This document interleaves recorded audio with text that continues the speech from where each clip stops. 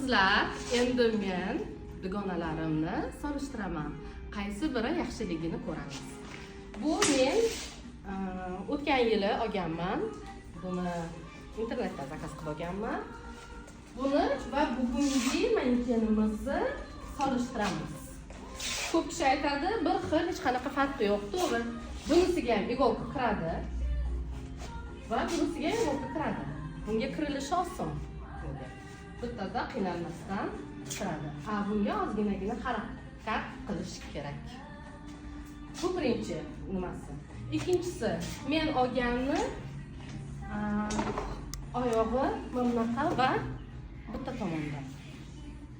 Bu bitta tomonda bu juda ham noqulay ekan. Buni men keyinchalik ishlatganda ko'rganman. Bu narsani ubedиться qilganman, ishonch hosil qilganman. Bu bir tomonga ketadi. Bunda bir mulyajni rabota qilmoqchi bo'lsangiz, material bilan birga ag'darilib ketyapti.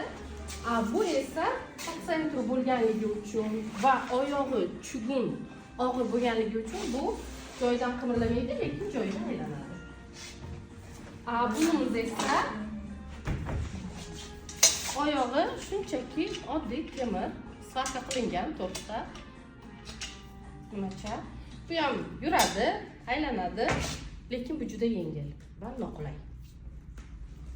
Sifatiga ham bu sifat juda sifatli zo'r. Bunimiz qimmat va juda ham noqulay. Kirishi ham azob. Kirgandan keyin bir tomonga mamlay yonboshlab turish yaxshi ko'radi o'rtog'im.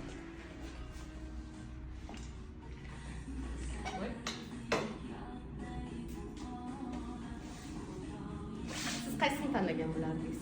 Buni men 2,5 millionga olganman. Buni 1,6 millionga olganman. Va kачественный.